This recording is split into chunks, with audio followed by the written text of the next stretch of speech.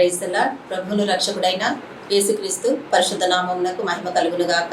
ఈ దినమునకు గాను దేవుడు మనకు అనుగ్రహించే వాక్యమును దేవుని ద్వారా అందుకొని ధ్యానిస్తూ దేవుని కృప పొందుకొని ముందుకెళ్దామండి. ఈ రోజు దేవుడు మనకు అనుగ్రహిస్తున్నటువంటి వాక్యము రోమా పత్రిక 12వ అధ్యాయము 2వ వచనమును ఈ రోజు మనకు అనుగ్రహిస్తున్నారు. ఆ వాక్యము, మీరు ఈ లోక మర్యాదను అనుసరింపక ఉత్తమమును అనుకూలమును సంపూర్ణమునై ఉన్న దేవుని చిత్తమేదో పరీక్షించి తెలుసుకొనున్నట్లు మీ మనస్సు మారి నూతన మగుట వలన రూపాంతరము పొందుడి అని దేవుడు ఈరోజు మనకు తన వాక్కునిచ్చి ముందుకు నడిపిస్తున్నారండి. ఆ వాక్యం ఏదై ఉంది, చదవబడిన వాక్యమో మనం విన్నాం. ఏదై ఉందంటే, మీరు ఈ లోక మర్యాదను అనుసరింపక అని అంటున్నాడు. అంటే మీరు ఈ లోక మర్యాదను అనుసరింపక ఆ తర్వాత ఉత్తమమును అనుకూలమును సంపూర్ణమునై ఉన్న దేవుని చిత్తమేదో పరీక్షించి తెలుసుకున్నట్లు. అంటే మనము అనుసరించకూడనిది ఏంటిదండి? లోకానుసారముగా అంటే లోక మర్యాద. లోక మర్యాద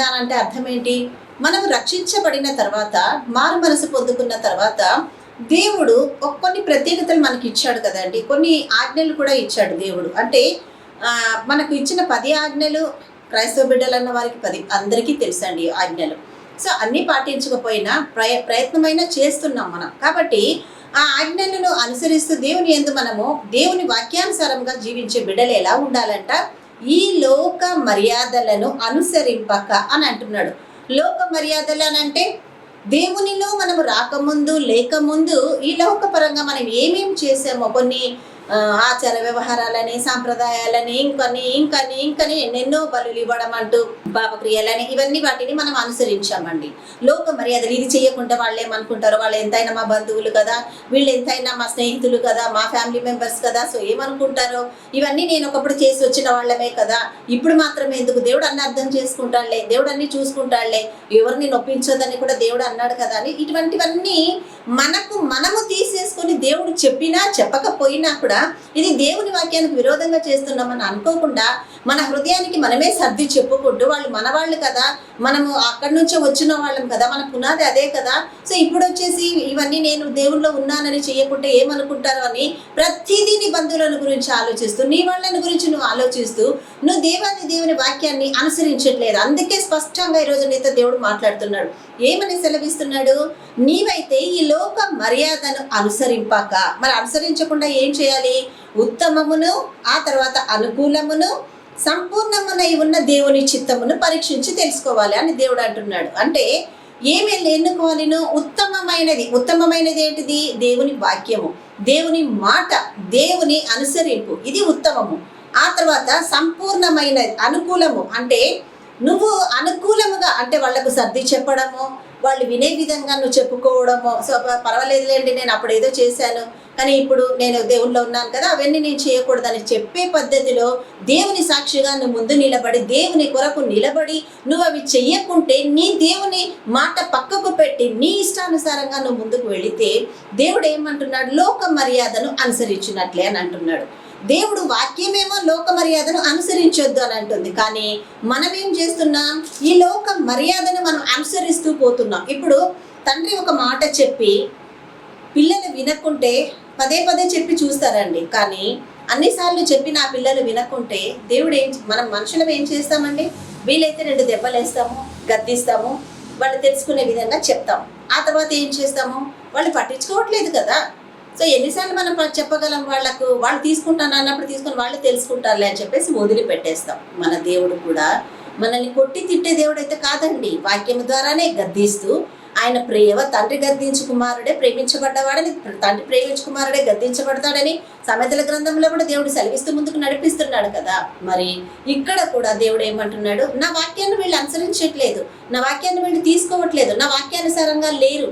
ఇటువంటి వాళ్లకు నేను ఎన్నిసార్లు చెప్పినా, నేను ఎంతమంది చేత చెప్పించిన దైవజనులైన వాళ్ళతో వీళ్ళు వంకర మార్గంలోనే ఉండేవాళ్ళు. వీళ్ళ బుద్ధి మారదు, వీళ్ళ క్రియలు మారదు, వీళ్ళ జీవితాలు మారదు అని దేవుడు టైం ఇచ్చి నడిపిస్తున్నాడండి. అయినా ఆ టైంను నువ్వు అందుకోకుంటే, దేవుని మాట ప్రకారం నువ్వు జీవించకుంటే దానికి నువ్వు నేను మనము మాత్రమే దేవుడికి లెక్క చెప్పాలండి. దైవజనులు బోధిస్తే వెళ్తున్నారేమో, నేను హెచ్చరిస్తున్నారేమో, వాళ్ళ రూట్లో వాళ్ళు కరెక్ట్గానే ఉన్నారు. రేపు దేవుడు వచ్చినప్పుడు కూడా మీరు చెప్పలేదా వాళ్ళకని అన్నప్పుడు, దేవా అన్నీ నీ ముందే ఉంది కదా ప్రభా, నేను అన్నీ చెప్పాను అని అంటాం. తర్వాత ఏమైపోతుంది?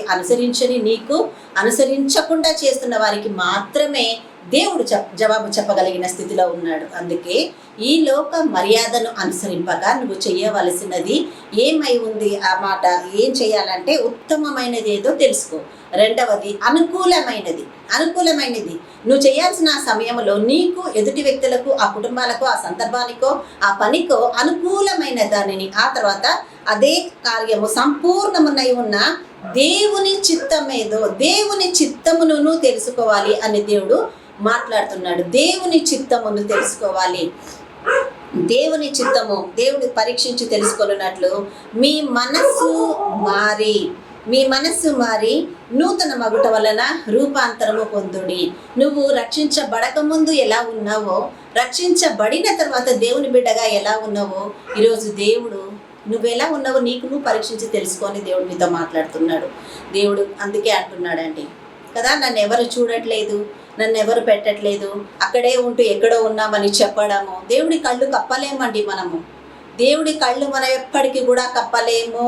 దేవుడు చూస్తున్నాడు 24/7. ఒక్క నిమిషము కూడా కంటి రెప్ప మీద కునుకు పడకుండా ఆ దేవుడు నిన్ను గమనిస్తున్నాడు. ఆయన దృష్టిని తప్పించుకోగలమా? దేవుడు అంటున్నాడు, నువ్వు పిలిచిన రోజు ఎలా ఉన్నావు, ఈరోజు రక్షించబడిన తర్వాత నీ స్వభావాన్ని బట్టో, నీ క్రియలను బట్టో, నీ విశ్వాసమును బట్టో, నీ జీవితాన్ని బట్టో, నీవు నా మీద ఆధారపడినటువంటి ఆత్మీయతను బట్టో నీలో ఏమైనా మార్పు ఉందా, నీలో ఏమైనా రూపాంతర స్థితి ఉందా అని దేవుడు అడుగుతున్నాడు. ఏం చెప్పగలం? లేదు ప్రభా, మాకు టైం సరిపోవట్లేదు ప్రభా, పొద్దున్న లేస్తున్నాం, ఇంటి కొరకు సంపాదించుకోవాలి, సమకూర్చుకోవాలి, అన్నీ చేయాలి ప్రభా, మేం కాకుండా ఎవరు చూసుకుంటారు ప్రభా అని సర్ది చెప్పుకుంటుంటే దేవుడి రాకడ సమీపంగా ఉందండి. No excuses. దేవుడు మాత్రం నువ్వు సర్దుకుంటూ నువ్వు పోతే రేపు ఎత్తబడే సమయంలో నువ్వు సర్దుకుంటానన్నా నీకు అవకాశం ఉండదు. కాబట్టి దేవుడి రోజు నీతో మాట్లాడుతున్నాడు. నువ్వు రూపాంతరపరచబడిన స్థితిలో ఉన్నావా? దేవుడి రోజు నీతో అడుగుతున్నాడు. ఉండాలి అని అంటే ఏం చేయాలి? ఈ లోక మర్యాదను అనుసరించకూడదు. నువ్వు అందులో నుంచి వచ్చేసిన బిడ్డవు కదా, నువ్వు దాన్ని విడిచిపెట్టి వచ్చిన బిడ్డవు కదా. మరి నేను వచ్చేసా, ఎవరిని నొప్పించొద్దు అన్నాడు నా దేవుడు, నిన్ను వల్లే నీ పొరుగు వారిని ప్రేమించాను అన్నాడు కదా అని మన ఇష్టానికి వాక్యాలు తీసుకొని ఈ లోక మర్యాదను అనుసరించడానికి కాదండి జీవవాక్యాన్ని దేవుడు జీవగ్రంథంలో పెట్టింది. నువ్వు దేవుని కొరకు ఆయన సాక్షిగా, ఆయన బిడ్డగా నువ్వు నిలబడనంత కాలము ఈ వాక్యాలు నీకు అనుగుణంగా మాత్రమే నువ్వు మరల్చుకొని తిరగగలవేమో, కానీ దేవుని వాక్యాన్ని వాక్యముగా నువ్వు తీసుకొని ముందుకెళ్ళాలి. దేవుని కృపతో, ఆయన సహాయముతో. అంటే నువ్వు వాక్యం దగ్గర యేసయ్య మీద ఆధారపడాలి అని సెలవిస్తున్నాడు. కాబట్టి నువ్వు చేయాల్సిందేంటిది? అనుకూలమైన దానిని నువ్వు ఎంచుకోవాలి. ఆ తర్వాత దేవుడు అంటున్నాడు ఉత్తమమైన దానిని, ఆ తర్వాత సంపూర్ణమునై ఉన్న దేవుని చిత్తమేదో పరీక్షించి తెలుసుకోవాలి. ఊరికే కూడా కాదు, మనంతకు మనం చేసేసి ఇది దేవుడి చిత్తం అని చెప్పుకుంటే కరెక్ట్ కాదండి. అది నీ క్రియ ఎటువంటిదో ఈరోజు దేవుడు చూస్తున్నాడు. నీ పరిస్థితి ఎటువంటిదో, నువ్వు ఎక్కడ తప్పించుకుంటున్నావో, ఎక్కడ తప్పటి అడుగులు వేస్తున్నావో అన్నీ గమనిస్తున్నాడు దేవుడు. కాబట్టి దేవునిలో సరిదిద్దుకుంటూ నువ్వు మారు మనసు పొంది నూతనమయ్యి రూపాంతరపరచబడిన స్థితిలో ఉంటే ఈరోజు దేవుడు నీకు సహాయం చేయడానికి నీ ఎదురుగా వచ్చి నీతో మాట్లాడుతూ నిన్ను సరిదిద్దుతూ మాట్లాడుతున్నాడు. ఇటు కృప ఈ వాక్యం ద్వారా దేవుడు మనకు అనుగ్రహించి ముందుకు నడిపించును గాక. ఆమేన్. ప్రార్థన చేసుకుందాం. హల్లెలూయా, హల్లెలూయా, హల్లెలూయా. స్తోత్రం, స్తోత్రం, స్తోత్రము దేవా, స్తోత్రము నా యేసయ్య. తండ్రి, మమ్మల్ని ప్రేమించి ఆదరించి నీ కృపలో బలపరిచి ఇచ్చిన మంచి వాక్యాన్ని బట్టి నీకు వందనాలు తండ్రి. నీకు స్తోత్రం. మా హృదయాలలో ఈ నీరు నాయన ఈ వాక్యమును నీరు కట్టి ఫలింపు చేయండి. వాక్యానుసారముగా మేము జీవించడానికి సహాయము చేయండి. ప్రతి నిత్యము నీ వాక్యము ద్వారా సరిదిద్దమని ప్రార్థిస్తున్నాను నా యేసయ్య. ప్రపంచవ్యాప్తముగా ఉన్న సార్వత్రిక సంఘాలన్నీ మీ కృప చేత ఆవరించబడి మీ వలన ఆశీర్వదించబడాలి నా యేసయ్య. దైవజనులను జ్ఞాపకం చేసుకునండి ప్రభా, స్వార్థికులను జ్ఞాపకం చేసుకునండి. చక్కటి ఆయుష్ను, ఆరోగ్యమును వారికి దయచేయండి నాయన. వారి ఆత్మీయ జీవితాలలో వారిని లేవనెత్తి నిలబెట్టుకొని వారి ప్రతి అవసరాన్ని తీర్చమని ప్రార్థిస్తున్నా. యవనస్తులను జ్ఞాపకం చేసుకునండి. దారి తప్పుతున్న వారిని జ్ఞాపకం చేసుకుని నాయన మీ పరిశుద్ధ మార్గములో జీవింపజేయమని ప్రార్థిస్తున్నాను నా తండ్రి. అయ్యా, ఎవరెవరికైతే ఇంకా వివాహాలు కాని బిడ్డలైతే ఉన్నారో వారికి వివాహ ద్వారాలు తెరవమని ప్రార్థిస్తున్నాను ప్రార్థిస్తున్నానయ్యా. వారి జీవితాలకు కావలసిన మంచి ఆత్మీయ జీవిత భాగస్వాములను దయచేసి మీరు మహిమ పొందమని ప్రార్థిస్తున్నాను నాయన. వివాహాలకు కావాల్సిన సర్వము సకలము కూడా మీరే సమకూర్చి మహిమ పొందండి నా తండ్రి. మీకే కృతజ్ఞత వందనాలు. అప్పులు నా భారముతో ఉన్నవారు, ఆర్థిక ఇబ్బందులతో ఉన్నవారికి విడుదల దయచేయండి నాయన. యేసయ్యా నీకు స్తోత్రములు నాయన. గర్భిణీ స్త్రీలను జ్ఞాపకం చేసుకోనండి ప్రభా. సుఖ ప్రసవాలను దయచేయండి యేసయ్యా. తండ్రి నీకే వందనాలు. వృద్ధులను జ్ఞాపకం చేసుకోనండి. వారికి శక్తిని బలమును దయచేయండి నాయన. నిరాదరించబడినటువంటి బిడ్డలను కూడా మీరు జ్ఞాపకం చేసుకొని మీ ఆదరణలో బలపరిచి ముందుకు నడిపించమని సర్వోన్నతుడా మా అందరిని మీ హస్తాలకు అప్పగించుకుంటూ మిమ్మల్ని మాత్రమే ఘనపరుచుకుంటూ ప్రపంచవ్యాప్తంగా ఉన్న ప్రతి ఒక్క దేశ రాజకీయ నాయకులను కూడా మీరు జ్ఞాపకం చేసుకొని వారికి ఆయుష్ను, జ్ఞానమును, తెలివిని, బుద్ధిని, నాయన జ్ఞానమును సంపూర్ణంగా వారికి అనుగ్రహించి ముందుకు నడిపించమని మీ సహాయమును కోరి మా అందరిని మీ హస్తాలకు అప్పగిస్తూ యేసు నామమున మా ఈ ప్రార్థన మీ ఆశీర్వాదముగా మేమందరము కూడా అడిగి పొంది ఉన్నాము మా తండ్రి.